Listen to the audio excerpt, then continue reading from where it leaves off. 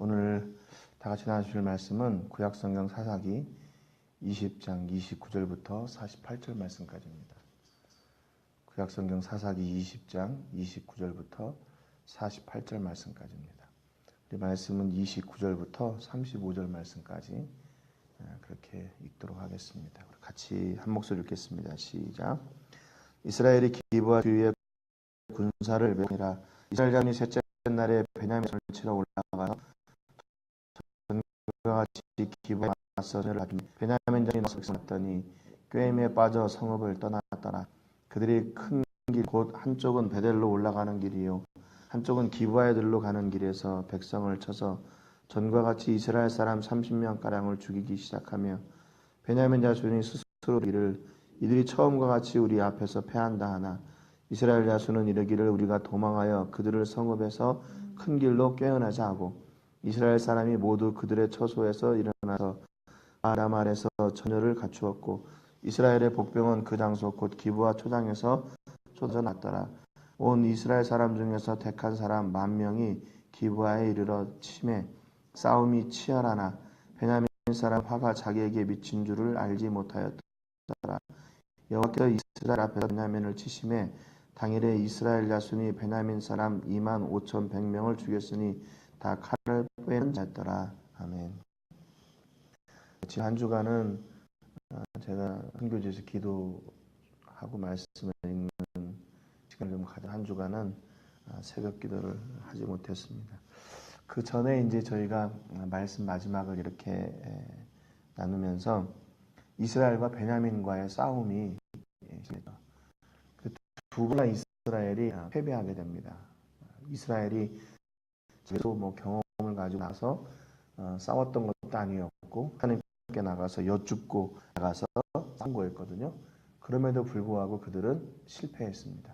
그런데 중요한 것은 이스라엘 백성들이 그렇게 실패하면서 다시 하나님께로 돌아가고 다시 하나님께로 돌아갔다는 것이죠.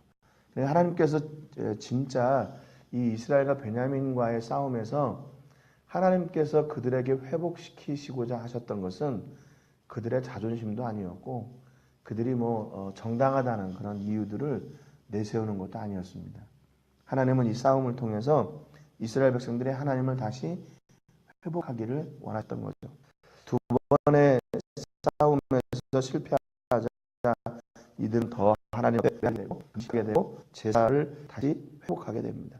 그리고 나서 이제 다시 전쟁에 나가는 오늘 이제 세 번째 싸움이 시작이 되는 거죠. 29절에 보니까 이스라엘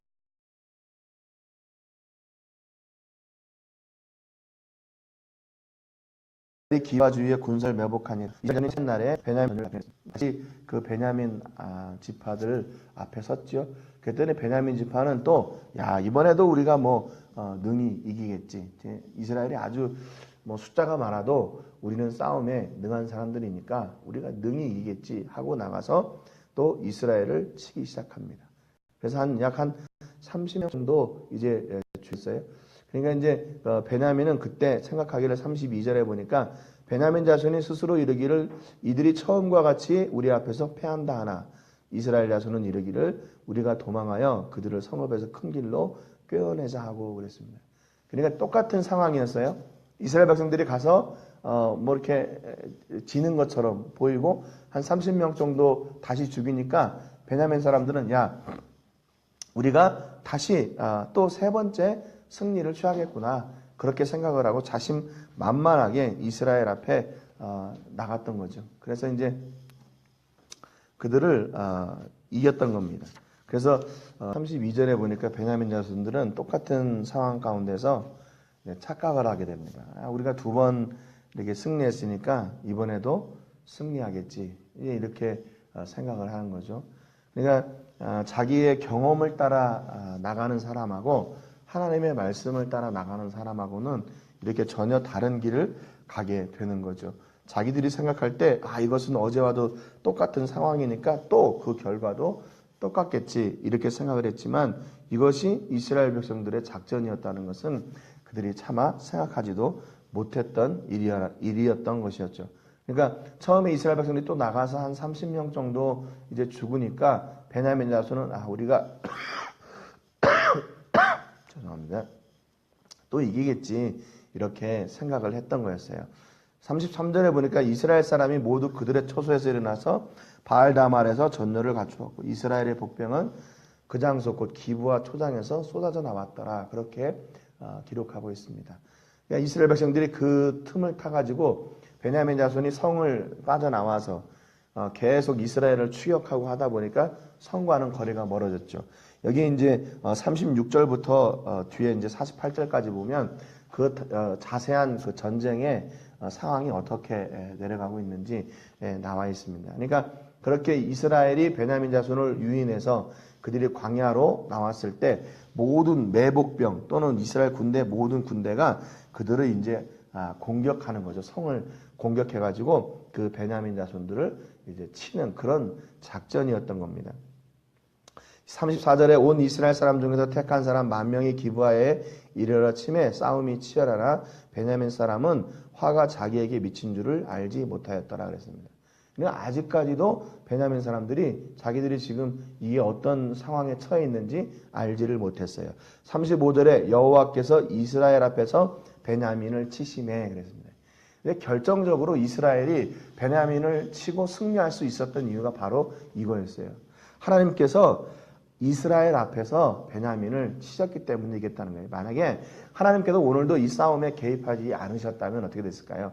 역시 마찬가지로 베냐민이 생각했던 대로 이번에도 베냐민이 승리를 하게 되는 거였겠죠. 그런데 결정적으로 하나님께서 이스라엘 앞에서 베냐민을 치심에 당일에 이스라엘 자손이 베냐민 사람 25,100명을 죽였으니 다 칼을 빼는 자였더라. 그렇게 기록하고 있습니다.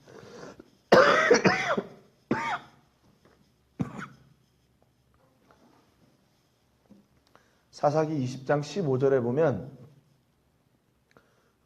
그 베냐민 자손이 전쟁에 나왔던 사람들이 26,000명이거든요. 죄송합니다.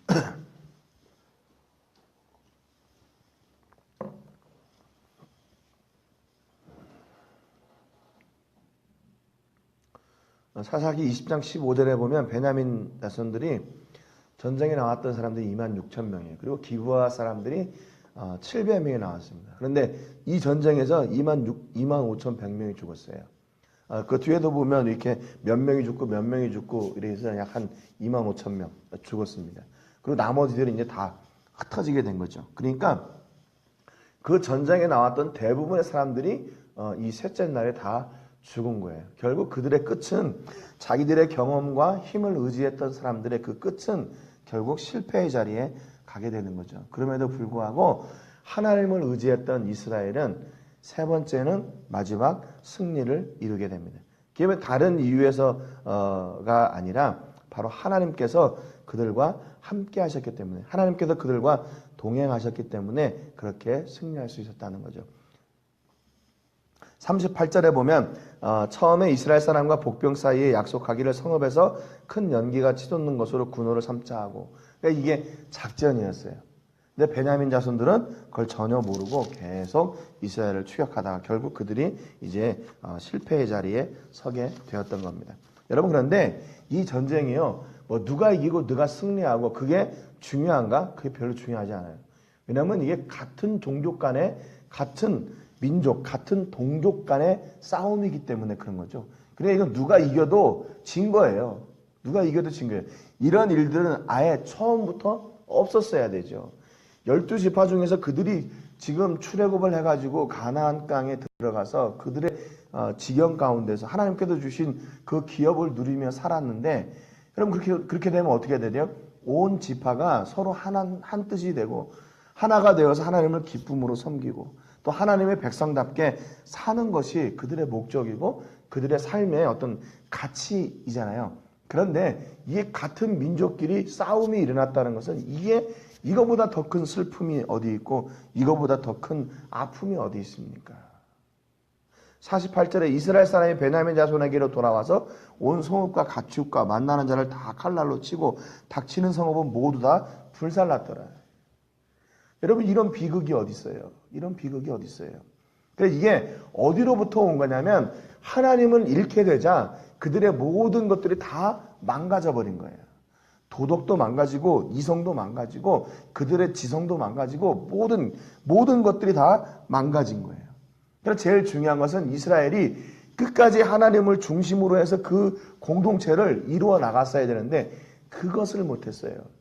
하나님을 잃다 보니까 그들이 이런 민족성까지도 잃게 되고 같은 민족끼리 이렇게 피비린내 나는 싸움을 하게 되는 겁니다. 여러분, 이게 얼마나 슬픈 일이에요. 그러니까 이건 누가 이겼다고 해서 이게 뭐 좋고 그런 것이 아니죠. 그러니까 하나님을 잃게 될 때 이런 절망 가운데 이런 정말 이건 이겼어도 실패인 거죠. 이런 자리에 서게 되는 겁니다. 여러분, 그렇기 때문에 오늘 우리의 중요한 우선 과제는 뭐냐면 내 삶 가운데 진짜 하나님이 계신가? 내가 진짜 하나님을 내 삶 가운데 모시고 그분을 따라 살고 있는가? 그분의 결정을 따라 살고 그분의 인도하심을 따라 살고 그분의 말씀을 따라 살고 있나? 여러분, 그것이 바로 참된 승리로 가는 길이에요. 아무리 내 경험을 의지하고 내가 많이 가지고 있는 뭐 사회적인 지위 그런 걸 가지고 있다고 해서 승리하는 게 아니라 하나님의 말씀을 따라 하나님의 결정을 따라 그분의 인도하심을 따라 갈 때 하나님께서 우리의 앞서 행해 주시고 그 은혜로 말미암아 참된 승리의 자리에 서게 되는 겁니다. 여러분, 오늘도 우리 삶 가운데 하나님이 중심이 되는 그런 은혜가 있기를 주님의 이름으로 축복합니다. 그래서 하나님이 중심이 되셔서 하나님이 결정하시는 그 길을 따라가고 그 길 끝에 있는 참된 승리를 누리시는 우리 모든 식구들 다 되시기를 주님의 이름으로 축복합니다. 기도하겠습니다. 하나님 아버지, 감사드립니다. 오늘도 말씀을 통해서 우리의 모습을 돌아보게 하시고 또한 우리가 앞으로 어떻게 살아가야 될지 결정할 수 있도록 도와주셔서 감사합니다. 하나님 아버지, 이스라엘이 하나님을 잃었을 때 그들의 모든 것이 다 깨어져 버리고 결국에는 같은 민족끼리 이렇게 피비린내 나는 싸움을 하게 되는 그런 자리에 서게 되었습니다. 분명한 사실은 누가 이겼어도 이 싸움은 진 겁니다. 동족끼리 그런 아픔, 그런 피비린내 나는 싸움을 했기 때문 아니겠습니까? 하나님, 오늘 우리 삶 가운데서도 먼저 하나님이 우리 삶 가운데 계신지 확인하게 하시고 하나님의 결정을 따라 하나님의 말씀을 따라 하나님의 인도하심을 따라가는 저희들 되도록 주님 역사에 주시옵소서. 아버지, 특별히 우리 모든 식구들 새해 건강으로 지켜주시고 하나님이 함께 하시는 삶, 하나님이 결정하시는 그 삶, 하나님의 말씀을 따라 순종으로 나가는 귀한 식구들 다 되도록 주여 도와주시고 인도해 주시고 오늘도 그로 인해 하나님 아버지께서 우리 앞서 행하여 주시고 참된 승리의 자리에서는 우리 모든 식구들 다 되게 하여 주시옵소서. 감사와 영광 올려드리고 예수님의 이름으로 기도드립니다. 아멘.